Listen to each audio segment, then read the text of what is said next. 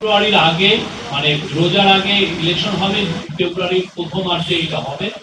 আর এই গভর্নমেন্ট এই যে ঘটনাটা কালকে যে ঘটলো সেই ঘটনাটার নিন্দা জানিয়েছে এবং এটার ইম্পার্শিয়াল যাতে প্রুভ হয় সেই জন্য আপনারা দেখেছেন যে আমরা অলরেডি আজকে ডিসিশন হয়েছে যে একটা জুডিশিয়াল প্রুভ হবে, একটা হাইকোর্টের জাজের নিয়ে।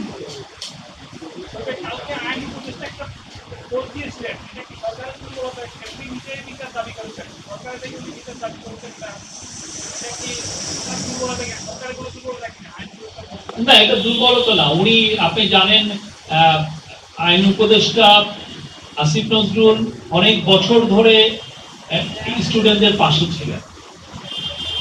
নুরুল হক নূর আইন উপদেষ্টার RICL TMX যুগের পর যুগ স্থাপনা থাকে মজবুত, সাথে বছরের পর বছর ওনারা একসাথে রাস্তায় নেমে আন্দোলন করেছেন।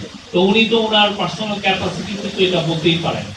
নুরুল হক নূর উনি আইন উপদেষ্টা হওয়ার অনেক আগে উনি ঢাকা ইউনিভার্সিটির সবচেয়ে ভোকাল প্রফেসর ছিলেন এই ফ্যাসিজমের এগেইনস্টে। তো সেই সময় নুরুল হক নূর ছিলেন ওনার সহযোদ্ধা। এবং আপনি জানেন নুরুল হক নূর বা স্টুডেন্টদের প্রতিটা যখনই কোনো বড় প্রোটেস্ট হয়েছে সেখানে আসিফ নজরুল ছিলেন একজন ইম্পর্টেন্ট একজন ফিচার। উনি ওইখানে ছিলেন, ওনার সবসময় ওনার প্রেজেন্স ছিল।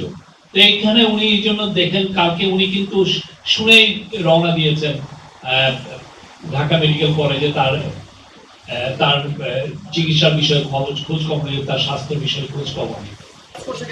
এই পুরো বিষয়গুলোই তদন্ত কমিটি খতিয়ে দেয়, সমস্ত বিষয়গুলো। আইন শৃঙ্খলা পরিস্থিতি তো অনেক বিষয়ের উপর নির্ভরশীল।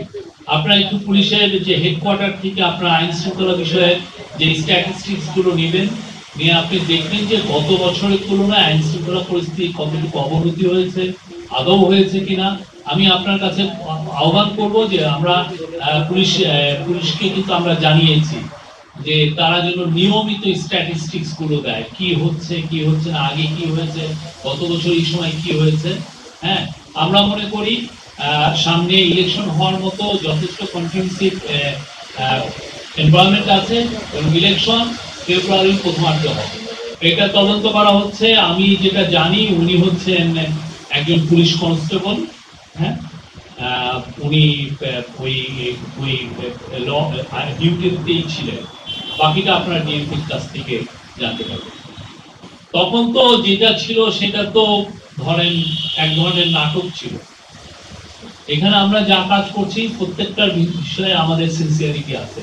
আমরা আপনাদেরকে আহ্বান করব আপনারা এগুলো আরো আপনারা নিজেরাও এগুলো নিয়ে রিপোর্ট করেন, দেখেন আমরা আমাদের জায়গায় ঠিক মতো কাজ করছি কিনা।